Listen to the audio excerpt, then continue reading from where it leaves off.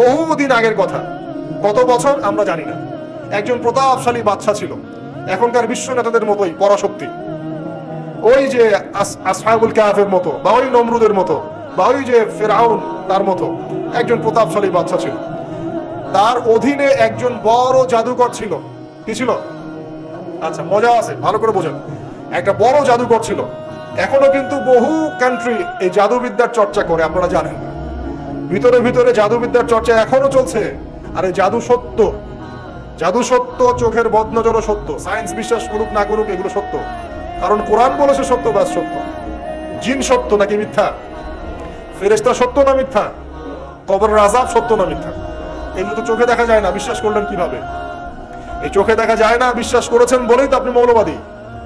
চোখে দেখা যায় না, অহেতুক বিশ্বাস করছেন, অতএব আপনি একজন মৌলবাদী মানুষ। বুঝতে পারছেন? তো এই বিষয়গুলো বিশ্বাস না করলে কি আপনি মুমিন হতে পারবেন?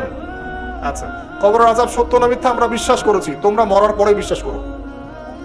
আমরা মরার আগেই বিশ্বাস করেছি, তোমরা মরার পরে বিশ্বাস করো। তারপর তোমরা পাক্কা মৌলবাদী হয়ে যাবে। মরার পরে যখন কঠিন কবরের আযাব শুরু হবে, দেখবা যে আইন আল ইয়াকিন। ইয়াকিন কয়েক প্রকার হয়। একটা হচ্ছে আপনার আইন আল ইয়াকিন, হাক্কুল ইয়াকিন, এরকম কথা আছে কোরআনে। মানে আইন আল ইয়াকিন মানে চোখে দেখলাম এবার বিশ্বাস করো। রব্বানা আবসারনা ওয়া সামি'না ফারজি'না না'মাল সালিহান ইন্না মুকিনুন। আছে না সূরা আলিফ লাম মিম সিজদা? হাফেজে কোরআন যারা আছেন, আল্লাহর সামনে জাহান্নামীরা বলবে, রব্বানা, হে আমাদের রব, আবসারনা, এই যে দেখলাম, তোমার আযাব দেখেছি আমরা, এখন পরকালের কথা। ওয়া সামি'না, এই যে শুনতে পাচ্ছি এখন আযাব, ফারজি'না, আমাদেরকে ফিরিয়ে দিন। কোথায় ফিরিয়ে দিবে? দুনিয়ায়। না'মাল সালিহান, আমরা সৎ কাজ করব, ইন্না মুকিনুন, আমাদের ইয়াকিন হয়ে গেছে। তার মানে সবাই বিশ্বাস করবে একদিন না একদিন, তাই তো? ঈসা ইবনে মারইয়ামকে যে মানুষ বলছে ক্রুসিফাইড, তাকে ক্রুসিফাইড করা হয়েছে, তিনি মারা গেছেন, নাউজুবিল্লাহ, বলা হচ্ছে না? আচ্ছা, ঈসা ইবনে মারইয়াম যখন নেমে আসবেন সবাই বিশ্বাস করবে না? সূরা মাইদায় এই জন্যই বলা হচ্ছে যে ঈসা ইবনে মারইয়ামকে যখন পাঠানো হবে, একজন আহলে কিতাব বাকি থাকবে না যে তার প্রতি ঈমান নিয়ে আনবে না। এমন একজন মানুষ তখন খুঁজে পাওয়া যাবে না যে তার প্রতি ঈমান আনবে না আহলে কিতাবদের মধ্যে। ঈসা ইবনে মারইয়ামকে ক্রুসিফিকশন করা হয় নাই। ঈসা ইবনে মারইয়ামকে আল্লাহ রাব্বুল আলামিন তার কাছে উঠিয়ে নিয়েছেন। আর যে আল্লাহ পুরো মহাবিশ্ব চালাতে পারেন, সে একজন মানুষকে উঠাতেই পারেন। এটার এমন কি বিষয় যে আল্লাহ রাব্বুল আলামিন আপনার দেহের মধ্যে রূহ রেখে দিয়েছেন, এর হুকুমে বের হয়ে চলে যাবে। সে আল্লাহ রাব্বুল আলামিন রাসূল সাল্লাল্লাহু আলাইহি ওয়াসাল্লামকে মেরাজে উঠিয়েও নিতে পারেন। সিম্পল। এটা অবিশ্বাস করার কি আছে? আসুন সামনে যাই। এখানে যে বিষয়টা, যে বহুদিন আগে এরকম প্রতাপশালী বাদশার অধীনে একজন জাদুকর ছিল। এই জাদুকরের যখন বয়সটা বুড়ো হয়ে গেল, তখন সে তার ওই বাদশাকে বলছে যে আমার তো বয়স শেষ, আমার এই বিশাল জ্ঞানগুলো কি করব? আমাকে একজন বালক এনে দিন, যেই বালককে আমি এসব জাদুবিদ্যা শিখিয়ে দিব। যেরকম ছোট বাচ্চাদের মধ্যে আগে। তো এরকম একটা ফুটফুটে সুন্দর বাচ্চাকে খুঁজে বের করা হলো, যে বাচ্চাটা বিচক্ষণ। একে নিয়ে আসা হলো জাদুকরের কাছে। এবার জাদুকর তাকে জ্ঞান শিখায়, জাদু শিখায়। জাদু শিখাতে শিখাতে শিখাতে শিখাতে সে একটু পরিণত হচ্ছে, মানে কৈশোরে পদার্পণ করবে। এখন সে যখন জাদু শিখতে আসে, আসার পথে রাস্তায় দেখে একজন পাদ্রী আছে। পাদ্রী মানে কি? পাদ্রী মানে দরবেশ, মানে যে আল্লাহ বিশ্বাস করে, হয়তো আগেকার আসমানি কিতাবে সে বিশ্বাস করতো। এমন একজন পাদ্রীর সন্ধান সে পায়। সে ওই পাদ্রীর কাছে গিয়ে বসে। সেই পাদ্রী তাকে আসমানি কিতাবের যে মর্ম, যে বাণী, এগুলো শোনায়। তার কাছে খুব ভালো লাগে যে মাশাআল্লাহ, এটা ঈমানের স্বাদ। যখন কোরআন শুনি আমাদের ভালো লাগে না? আসমানি কিতাব যখন শুনে তার কাছে ভালো লাগে। সে বলে যে আমি এটা শিখতে চাই। তখন এই পাদ্রী তাকে বলে, তুমি তো জাদু শিখতে যাও এই বাদশার দরবেশের কাছে, বাদশার জাদুকরের কাছে, যদি ওরা জানতে পারে তাহলে তো সমস্যা। তাহলে উপায় কি?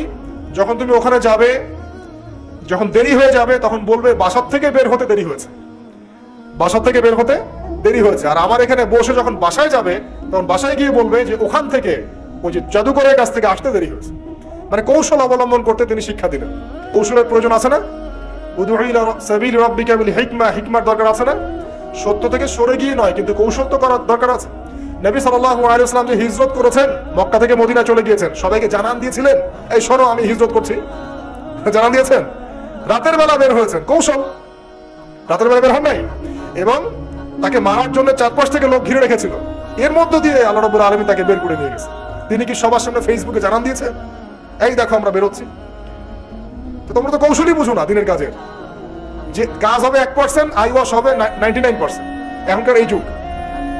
হ্যাঁ, দিনের কাজ হবে 1%, আই ওয়াজ শোডাউনই বেশি। এই শোডাউন করতে করতে মানুষের চোখ লাগে, যত চোখ লাগে তত সমস্যা সৃষ্টি হয়, এবং আস্তে আস্তে আস্তে আস্তে দিনের দায়রা মাইনাস হতে থাকে। এই যে এই বিষয়টার পিছনে তোমরাও দায়ী, কৌশল তো বোঝো না। তো স্মার্ট এবং বিচক্ষণ মুসলিমদের বড় অভাব আছে এখন পৃথিবীতে। যতক্ষণ পর্যন্ত বিচক্ষণতা অর্জিত হচ্ছে না, ততক্ষণ পর্যন্ত ইসলামের বিজয় হচ্ছে না, এটা মাথায় রাখেন। তারপর সামনে যান। এবার এই বাচ্চা খুব সুন্দর করে ব্যালেন্স করলো, একবার এখানে যায়, একবার ওখানে যায়। এই করতে করতে ওই যে জাদুকরের ইন্তেকাল হয়ে গেল, মারা গেল জাদুকর। এবার এই বাচ্চার কাছে মাশাআল্লাহ অনেক এলেম কালাম আছে। এদিকে সে পাদ্রীর জ্ঞানে দীক্ষিত হচ্ছে।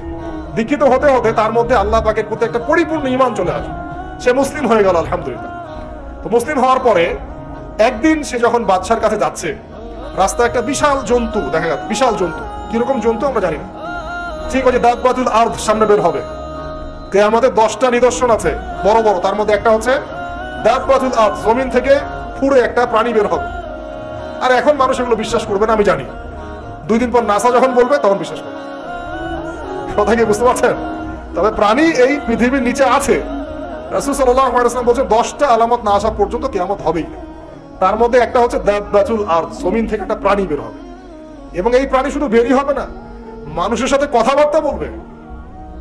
এবার মানুষের সাথে কথা বলবে প্রাণী। বিশ্বাস করছেন? এখন বিশ্বাস করছেন না জানি, কিন্তু প্রাণী মানুষের সাথে কথা বলবে।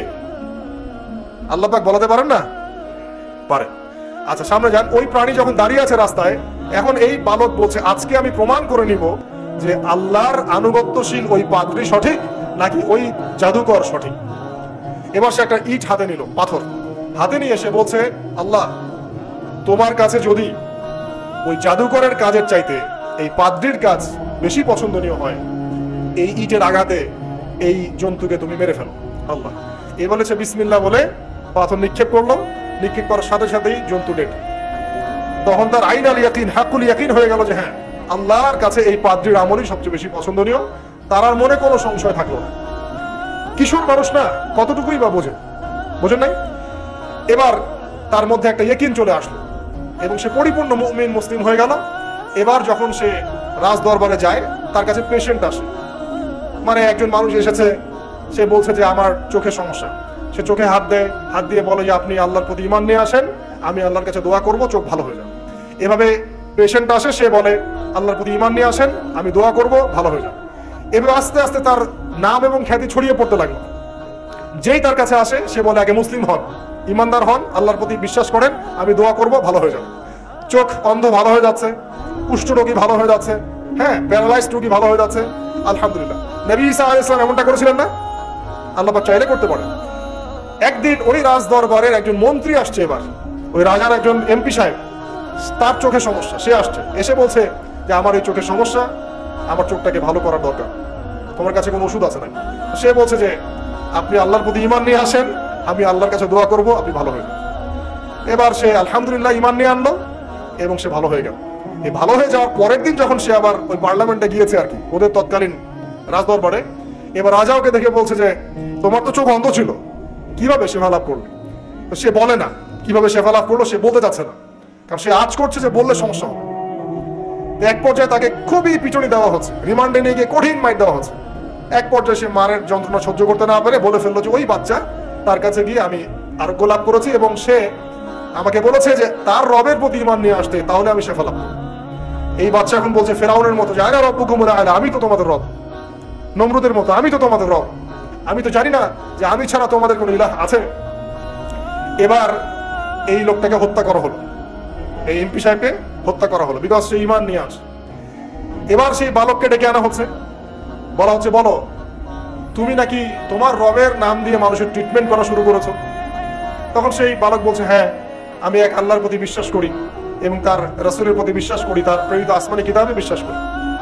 এখন রাজা বলছে আমি ছাড়া তোমাদের কোন ইলাহ আছে আমি তো জানি না। এই সৈন্যবাহিনী শোনো, এই বালককে ধরো, ধরে নিয়ে গিয়ে উঁচু পাহাড়ে নিয়ে যাও, ওখান থেকে ফেলে দাও। কথা বুঝতে পারছেন? এবার তাকে নিয়ে যাওয়া হলো, ক্রস ফায়ার দেওয়া হবে, এবার উপরে নেওয়া হয়েছে, একদম পাহাড়ের উপরে। এবার ওই বালক উপরে উঠে একটা দোয়া করছে, এই দোয়াটা সবাই শিখে নেন।